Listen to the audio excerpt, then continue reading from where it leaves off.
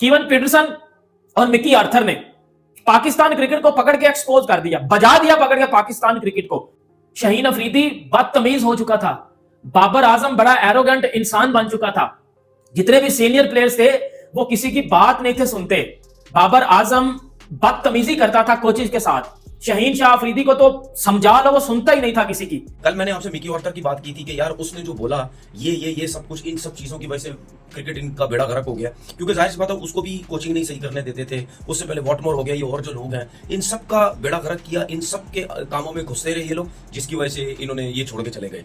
वो दिन दूर नहीं है, गैरी क्रिस्टन भी छोड़ के जाएगा और जेसन गिलेस्पी भी छोड़ के जाएगा। बाबर आजम पे स्कोर नहीं करते हैं या रिजवान स्कोर नहीं करते हैं तो फिर सुपरस्टार्स हमारे एक्सपोज हो जाते हैं। नए प्लेयर्स इस एनवायरनमेंट में आके हिल जाते हैं, क्योंकि जब आप जीतते नहीं है तो एक नेगेटिव स्पाइरल में चले जाते हैं। तो पाकिस्तान क्रिकेट जो है एक भंवर में फंस गई, फैंस बददिल हो गए हुए हैं। जब आप जीतेंगे नहीं तो फैंस बददिल होंगे। सो क्या करना है पाकिस्तान को, मुझे नहीं समझ आ रही। इस वक्त बहुत ही एक खतरनाक डायर सिचुएशन है, मैंने ऐसी सिचुएशन पहले कभी नहीं देखी। सिर्फ प्लेयर्स को टीम से निकाल देना, हर चीज का प्रेशर जो है वो प्लेयर्स पर डाल देना, हर चीज का ब्लेम प्लेयर्स पर डाल देना इनफ नहीं है। हम लोग उस पर बात जरूर करते हैं, मगर हम एक चीज और साथ ऐड करते हैं कि बोर्ड में भी जो लोग बैठे हैं, जो मतलब सालों से बैठे हैं और ये मुसलसल गलत फैसले करते चले जा रहे हैं, उनको भी हटाने की उतनी ही जरूरत है जितनी तेजी से आपने इस बात पर अमल किया कि आपने बाबर को, शाहीन को, नसीम शाह को बाहर कर दिया। देखिए, सेकंड टेस्ट के लिए टीम अनाउंस हो रही है और पाकिस्तान क्रिकेट बोर्ड का चेयरमैन, ठीक है, जो आपको सब पता हो, बिल्कुल खुद भी मेरिट में नहीं है, वो पाकिस्तान क्रिकेट बोर्ड के कुछ पर्ची के लोग, वो 5 मेंटोर्स, वो जो फ्रॉडियो टूर्नामेंट डोमेस्टिक का कराया उसके 5 मेंटोर्स, सेलेक्टर्स, कोच और कप्तान, ये सब बैठेंगे आज। ये सब बैठेंगे और ये 150-200 बंदा बैठ के सेकंड टेस्ट के लिए टीम अनाउंस करेगा। अब जब आप मेरी ये बात सुन रहे होंगे या आप लोगों को कोई पता भी चला होगा तो सर पकड़ के आप लोग बैठ गए होंगे। मतलब 100-150 बंदा बैठ के सिर्फ 15 लड़के अनाउंस करेगा। अब जिस तरह मैंने कल आपसे एक बात बोली थी कि ये बेड़ा गर्क क्यों इस पाकिस्तान क्रिकेट का हुआ है, अब ये टीम अनाउंस करना किसका काम है? सिलेक्टर्स का, कोच और कप्तान, दैट्स इट। इसके अलावा कोई चौथा बंदा नहीं होना चाहिए। अब मुझे एक बात बताओ, ये 5 मेंटोर, ये वकार यूनुस हो गया, मिसबा हो गया, शोएब मलिक हो गया, ठीक है, ये सकलैन पता नहीं यहाँ है या मुल्क से बाहर गया हुआ इंग्लैंड, इनका क्या काम है पाकिस्तान टीम की? क्या इनको पाकिस्तान टीम के लिए रखा हुआ है? क्या ये लोग सिलेक्टर है या जो क्रिकेट बोर्ड के लोग घुसे में इस मीटिंग के अंदर? अब ये सारे अपनी एफिशिएंसियां झाड़ेंगे, सब अपने दिल की भड़ासे निकालेंगे। इनके साथ जो जो ड्रामा हुआ वो दिल की भड़ासे निकाल के, और 100% इसमें से कितने लोग ऐसे होंगे जो सबसे पहले इनके मुंह से एक अल्फाज निकलेगा कि यार बाबर आजम को रेस्ट करवा दो। कि आप 550 करके घबरा रहे हैं कि मैच ना हार जाए, और उनको पता है पाकिस्तान की टीम को कि सेकंड इनिंग्स में शायद ये फिर लड़खड़ा नाम जाए। इस स्पिरिट के साथ आप टेस्ट क्रिकेट नहीं जीत सकते हैं। इंग्लैंड से आपने 850 करवा लिए और उसके बाद इंग्लैंड ने कुछ नहीं किया, कोई जबरदस्त बॉलिंग नहीं की है। उन्होंने फील्ड जो है इर्द गिर्द सजा ली और आप घबरा के वहां पे आउट हो गए, जिसकी वजह से उनको पता था कि इनका जो रिकॉल मोमेंट्स है प्रेशर सिचुएशन में भाई बहुत ही खराब है। क्योंकि आप बांग्लादेश से ऐसे एक टेस्ट मैच हार गए, उससे पहले आप ऑस्ट्रेलिया से हार गए, बांग्लादेश से तो 2 हारे आप, और ये फिर चौथा ऐसा मैच होगा। सो इस एनवायरनमेंट को तब्दील होना है। इस जो आपको शायद एक साइकोलॉजिस्ट की जरूरत है, आपको ऐसे प्लेयर्स पिक करने हैं जो कि रेपुटेशन पे आप पिक ना करें। बेशक उनकी टेक्निक 19-20 हो, मगर मेंटली जो स्ट्रांग है, जो बैगेज के बगैर आए, उनको एक उन पे नजर रखें। ये जो रिकॉर्ड साज परफॉर्मेंस इंग्लैंड की, बाय द वे, इतने रिकॉर्ड्स उन्होंने कायम किए, तोड़े हैं कि शर्म आ रही थी। लिटरली मैंने जिंदगी में कभी ऐसी सिचुएशन नहीं देखी है कि एक टीम 850 कर दे और उसके बाद उसी पिच पे, जो कि बैटेबल पिच है, वहां पे आप ऑलमोस्ट 100 में ऑल आउट हो जाए। सो 550 के बाद पाकिस्तान को क्या लाले पड़े हुए हैं इनिंग्स रिपीट के। ये तो बड़ी मुश्किल से 5th डे पे ये मैच खिंच गया है, अदरवाइज चौथे दिन ही खत्म हो जाना था। सो पाकिस्तान को बहुत मेहनत की जरूरत है, मिरेकल की जरूरत है, और ये मिरेकल तभी होगा जब ये इकट्ठे होंगे और इस सिचुएशन को एड्रेस करेंगे। क्योंकि जब बॉलिंग भी हल्की, किसी ने कोई स्लोअर बॉल करने की जरूरत नहीं ठानी, किसी ने कोई स्ट्रेटेजी के पॉइंट ऑफ व्यू से अपनी तरतीब को बदलने की कोशिश नहीं की।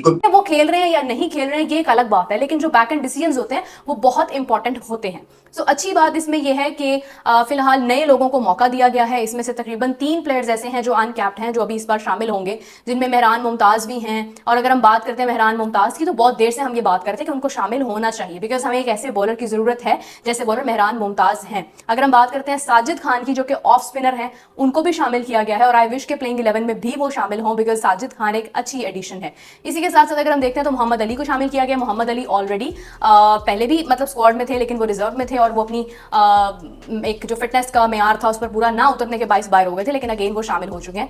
मोहम्मद अली के साथ जो है वो नुमान अली, जो कि पहले से ये दोनों शामिल थे, फिर ये इनको स्क्वाड से रिलीज कर दिया गया था, अब इनको दोबारा शामिल कर लिया गया है। तो ये जो नई कुछ एडिशंस हुई हैं ये डेफिनेटली बहुत अच्छी हैं। इनके ऊपर हम उम्मीद करते हैं कि ये एडिशन जो है वो हमारे लिए बेहतर साबित हो। पूरा स्क्वाड में नहीं बता रही हूँ, बिकॉज वो आप लोग सुबह से ऑब्वियसली इसके ऊपर बहुत बात सुन ही चुके होंगे। तो बढ़ते हैं बेसिकली इंपॉर्टेंट बात की तरफ।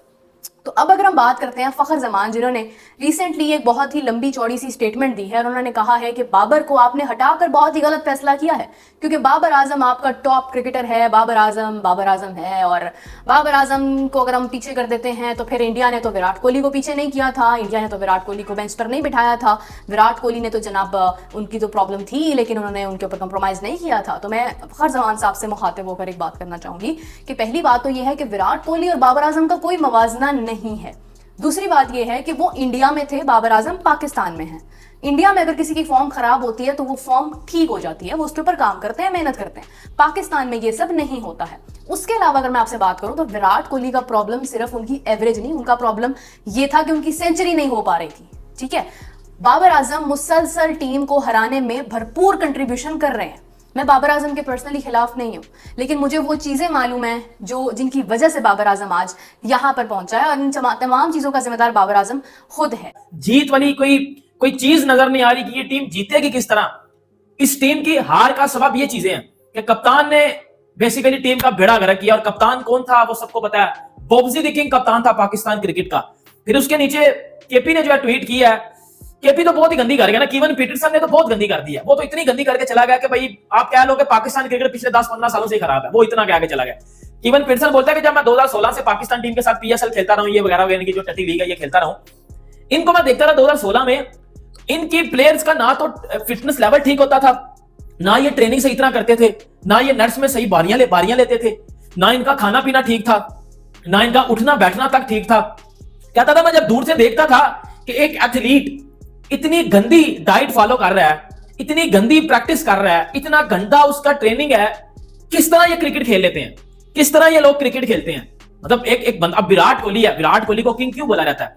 विराट की फिटनेस, अब विराट 36 के हो जाएंगे इस नवंबर में, और विराट की फिटनेस पूरी दुनिया के सामने है, दुनिया देखती है और दुनिया सल्यूट करती है विराट कोहली की फिटनेस को। इस एज में भी विराट कोहली किसी 24-25 साल के यंगस्टर से 1000 गुना बेहतर फील्डिंग करता है। क्यों? विराट कोहली की फिटनेस लेवल आउटस्टैंडिंग है। विराट कोहली एब्सोल्युटली ब्रिलियंट है। कोहली की फिटनेस में तो भाई आप डाउट कर ही नहीं सकते, ठीक है, इतनी कमाल की उसकी फिटनेस है। क्यों फिटनेस है? एम आ गया बैठे बैठे नहीं सर, सैक्रिफाइसेस किए हैं। विराट कोहली के पास इतना पैसा है कि विराट कोहली दुनिया की किसी भी चीज पे हाथ रखे तो वो आराम से कुछ भी खा लेगा। विराट कोहली को पता भाई आखिरी के जो 4-5 साल है वो मैंने अपनी फिटनेस पे खेले हैं, परफॉर्मेंस मेरी कभी भी डाउन नहीं जाएगी। दोस्तों, पाकिस्तान क्रिकेट बोर्ड ने पाकिस्तान टीम के 3 मेन खिलाड़ी बाबर आजम, शाहीन अफरीदी और नसीम शाह को जो है रेस्ट दे दिया है, यानी वो बाहर बैठा दिया गया है उनको। पाकिस्तान और इंग्लैंड का टेस्ट सीरीज चल रही है जिसमें पहला टेस्ट हो चुका है, तो सेकंड और थर्ड टेस्ट के लिए उन्होंने तीनों प्लेयर्स को बाहर करके दूसरे प्लेयर्स टीम में शामिल कर लिए हैं। और पाकिस्तान के जो कोचेज हैं जेसन गिलेस्पी और मिकी आर्थर, इन्होंने काफ़ी सारी जो बातें बताई है, इन्होंने ट्वीट भी किए हैं कि पाकिस्तान की टीम के अंदर प्लेयर कैसा परफॉर्म कर रहे हैं, उनकी परफॉर्मेंस क्या है और किस वजह से पाकिस्तान टीम की जो है ख़राब परफॉर्मेंस हुई है। प्लेयर्स ने, क्योंकि पहले काफ़ी बार ये बातें उठ चुकी है कि पाकिस्तान टीम के जो प्लेयर थे जैसे बाबर आजम, शाहीन अफरीदी और भी जैसे प्लेयर थे, उनके मिसबिहेवियर के ऊपर भी बातें उठी थी, वो अपनी मन की मर्जी चलाते थे, इस बारे में बातें चली थी। तो इस हालात के जो जिम्मेदार है वो पाकिस्तान के प्लेयर खुद ही है और पाकिस्तान के कोचेज़ का यही कहना है।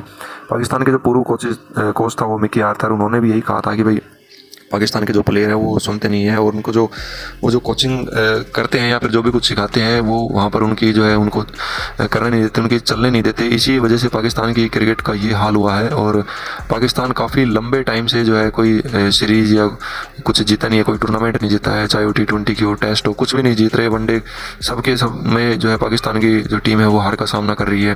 पाकिस्तान की टीम जो बाहर गई थी वहाँ पर भी सारी सीरीज़ टूर्नामेंट हार के आई थी। पाकिस्तान के अंदर जो भी हो रहे हैं मैचेस, टूर्नामेंट सीरीज़, उसमें भी पाकिस्तान हार रहा है, छोटी छोटी टीमें आकर पाकिस्तान को हरा कर चली जाती है। अभी बांग्लादेश ने वाइट वॉश करके चली गई। अब इंग्लैंड के साथ टेस्ट हो रहा है, उसमें पहले टेस्ट में ही जो है पाकिस्तान की जो सारा जो बॉलिंग बैटिंग सब एक्सपोज करके उन्होंने बैठा दिया साइड में। और अब सेकंड और थर्ड टेस्ट होना है, जिसके अंदर पाकिस्तान पीसीबी को उम्मीद है कि भाई ये प्लेयर कुछ करके दिखाएंगे और जो है लुटी पिटी इज्जत है कुछ बच जाएगी। तो देखना ये है कि नए प्लेयर कौन से शामिल किए जाते हैं और फिर सेकंड टेस्ट में क्या कुछ परफॉर्मेंस रहती है।